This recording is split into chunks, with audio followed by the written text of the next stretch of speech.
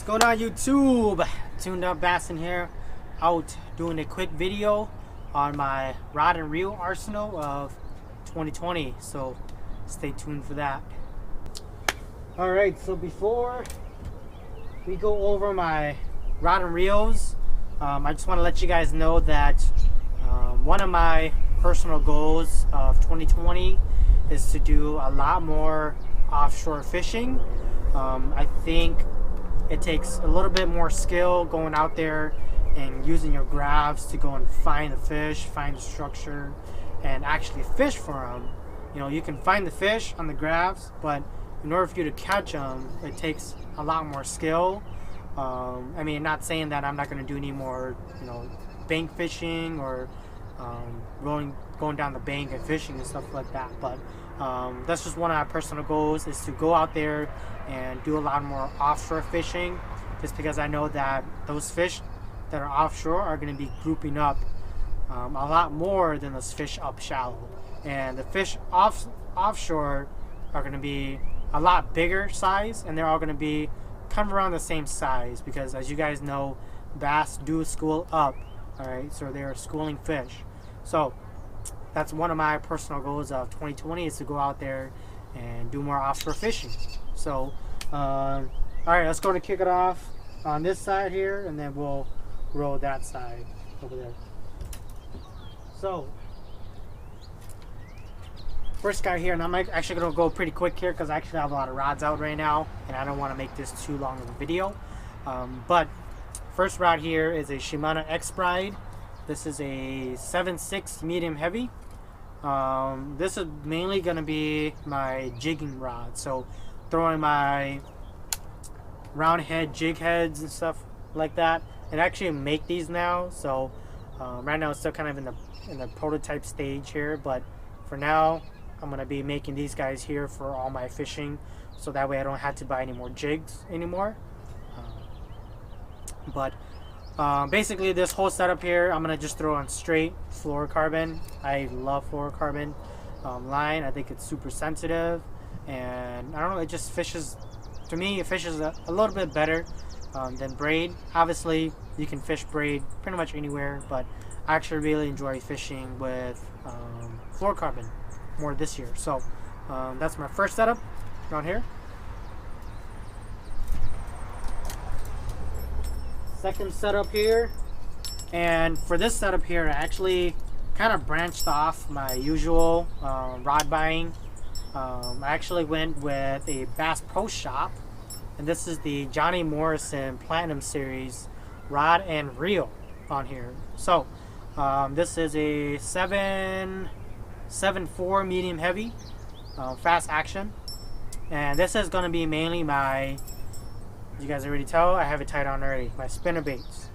My spinnerbaits and my chatterbaits and my swim baits too as well. So like if I'm fishing top water on the swim bait, when I'm just burning it on top of the water, this is going to be my setup for that too as well.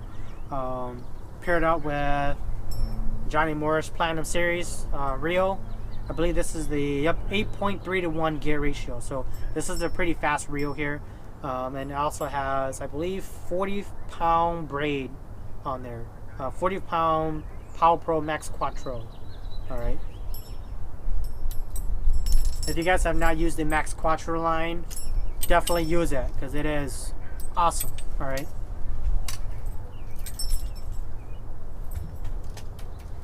Alright.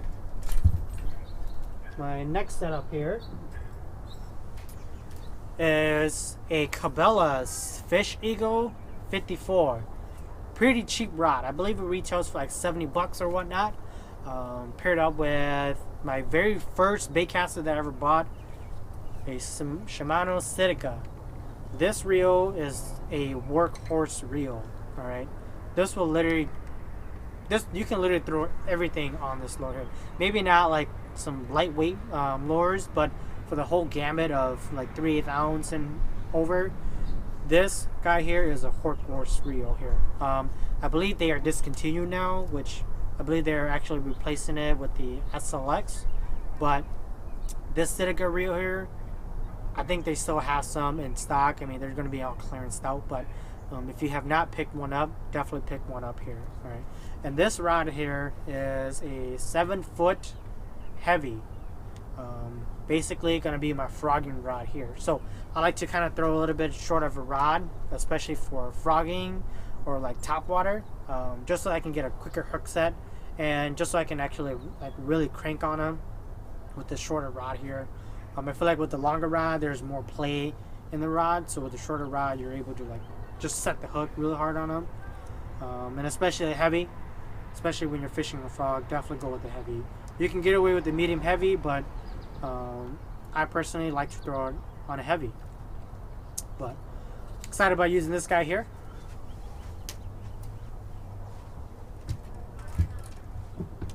All right, next setup here. This is a St. Croix Avid, and it's an older series of Avids. This is a 6.6 medium heavy powered, and this is going to be my drop shot rod and reel, paired up with a Shimano Ultegra, I think that's how you pronounce it, and it's the 3000 series. I like to go a little bit of a bigger reel so that we have more line on there, and it has a better drag on there for a bigger reel. But really excited about using this guy here and throwing straight fluorocarbon on this guy here.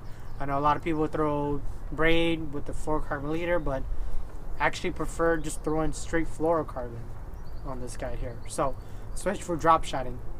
But on that, that's basically my drop shot reel, rod and reel. All right, so going on to this side here. Start off with this guy right here. This is a Shimano Curado rod and a Shimano Curado 70 series reel. All right, so this was my second bait casting reel that I ever bought. So excellent reel. It literally does everything. Like, you can finesse fish with this reel, you can go punching with this reel. I think they still have these guys in stock here. Hopefully Shimano comes out with a newer series of 70s, but for now this is gonna be my jerkbait and my topwater rod and reel here. This is a 610 medium powered fast action on here. So this is paired up with, I believe, 12-pound mono on here, and I actually really like throwing mono. I know a lot of people hate throwing mono, but I actually really do prefer, or not prefer, but I actually do really like throwing mono line. The only mono that I will ever use is Trilene Big Game. All right, I think they are probably one of the best mono lines out there, especially at the price point, which I believe it's pretty cheap. Like, you could buy a whole spool for like, what, $6, $7. I'm not too entirely sure, but it's pretty cheap for a big spool of 12-pound mono. But last year, this rod and reel has literally caught like 90% of all my fish. All right, and what I actually used this rod for was for my square bills, like my 2 to 5 foot square bills on here, and this has caught me, like I said, about 90% of all my fish. So it's not a really expensive rod, so don't get too crazy on the price point of rods and stuff like that. I mean, if you have the budget for it, go ahead and buy it. But for me, I'm just a regular fisherman, and I don't need like an NRX, like a $600 rod and reel. This would do perfectly fine here for me. But all right.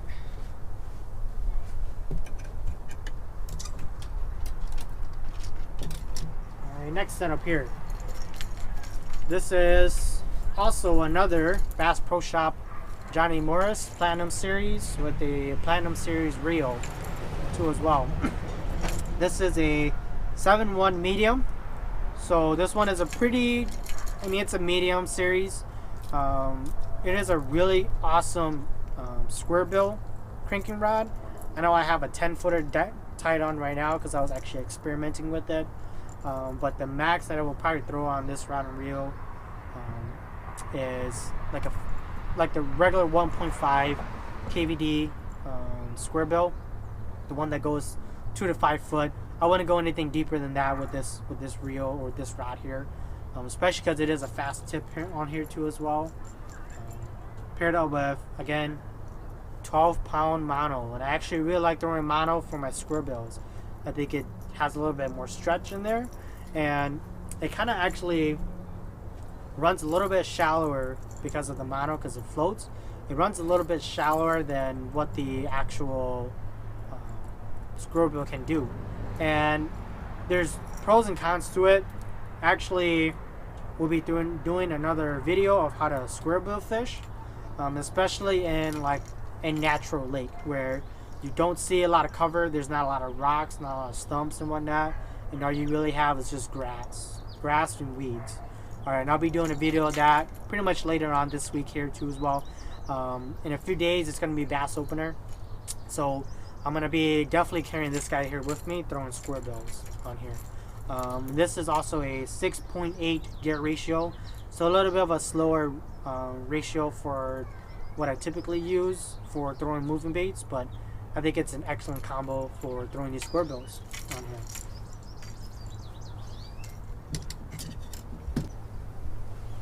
Alright, my next setup here for ya. And you guys, I have a lot of rods and reels here, so don't mind that. You don't need all these rods and reels to go out there and catch a bass. But me personally, I like a lot of rods and reels. Alright, so going up next is a Shimano Chronarch. Right now it doesn't have any line tied on there. The Shimano Chronarch MGL with a Shimano Curado rod here. This basically is something that I just kind of pieced together because the Chronarch was actually on an Expride that actually broke when I went up fishing up north here, and I set smallmouth came up to the boat. I set the hook, tried to swing him into the boat, and it literally just broke right there, and the smallmouth went and hit the side of the boat and back into the water it went. So broke that rod, so I was like, okay, I'm gonna go ahead and just pair this guy up with one of my rods that I had before. But yeah, so this is basically gonna be like my 10-footer, and this is a 7.2 medium powered moderate action. Alright, so this rod and reel here is gonna be mainly my 10-footers, so like my DT10s, my 4XD, 3XDs and stuff like that. I'm going to be throwing my 10-footers on this rod and reel here. I'm going to be pairing up with 12-pound fluorocarbon, Seaguar and Vizex. But right now, pretty excited about throwing this guy here. I probably won't bring it with me here just because, or for bass opener, just because, you know, I think they're going to be more up shallow this time of the year because they're probably going to be spawning, so I probably won't be bringing this with me. But other than that, still an excellent rod and reel. Alright, now going to the next two bread and butters of my personal goal. This here is my 7'4" medium heavy arc crankbait rod. Alright, literally last year I brought this rod and reel out with me every time I went fishing. Alright, paired up with a Curado K, and I believe it's a 6.3 gear ratio or 6.2 on here, and as you guys can see, it's actually a right-hander. Alright, so don't get me wrong, I still love my left-handers for whenever I'm close quarters fishing and whatnot, or when I'm casting and whatnot. I still love my left-handers. Alright, but for my deep diving, I like to throw on a right-hand retrieve reel. The reason being is because you get way more cranking power when you're cranking with your strong hand. Alright, so when you're fishing this crankbait, you do not need to set the hook. You literally just have to lean with it and reel with your dominant hand here. So basically, like how I actually hold it is kind of hold like this, lean against my body, and I'm basically reel it in just like this. Alright, and I know a lot of people don't like right hand reels, but trust me, when you are crankbait fishing, you want to crank with your dominant hand. If you crank with your left hand, I mean, if your left hand is your dominant hand, by all means go ahead and do it. But when I was cranking with my left hand, like fishing these deep plugs, especially like this 5XD and 6XD, it gets super tiring. But if you fish with your right hand when you're cranking this, it's less fatigue on here. So this guy here is gonna definitely be like my 6XD, my 8XD, maybe not 8XD setup here, but definitely my 6XD plugs on here. So pretty excited about throwing this. Oh, also paired up with 12-pound Invisex Seaguar, and excellent line, super thin, casts a mile. This guy here.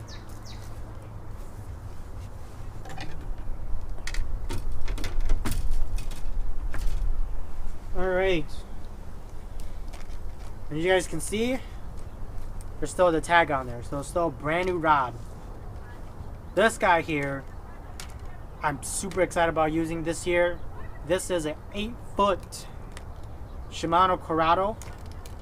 It's the heavy action or heavy power moderate action. All right, you probably know where I'm getting with this. If it's 8-footer rod, I'm throwing those deep plugs, those 10XDs, those Norman DD22s, the, whatever deep plugs that are out there. I know there's tons of different brands and stuff like that that has really deep diving crank. So anything that goes from 20 foot to 20 foot plus, I'm throwing on this guy here. All right, paired up with this is my very first Garcia Revo Winch, and this is the let's see here, where does it say on here? This is the 6.4 gear ratio, so super slow gear ratio. Definitely needed for when you're out fishing with the crankbait, so that way you can slowly creep it in and it'll get to its diving depth. But really excited about using this reel here. I've never owned an Garcia at all, but I mean, I heard a lot of good things about him too as well. So other than that, that is basically my other breadwinner for this year, and I have not fished it yet, but I will be pretty soon during the heat of summer. I probably won't be doing a lot of spring fishing just because it doesn't get hot enough where the fish are gonna pull off and go deeper. But when the time does come, I will throw this guy here, and I will probably bring it with me every time I go out fishing. All right. But other than that, that is pretty much it for my rod and reel setup for 2020.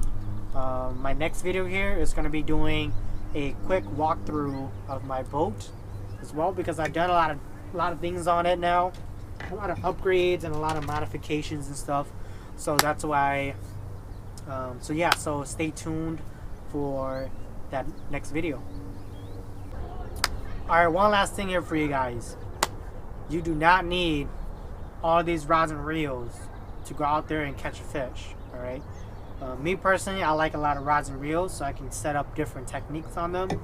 But if you are just starting out, you do not need this many rods and reels. And I don't have a lot of expensive equipment. Alright, the most expensive thing that I will probably have is this guy here, is my Expride and my Chronarch MGL. This is probably my most expensive combo that I have right now.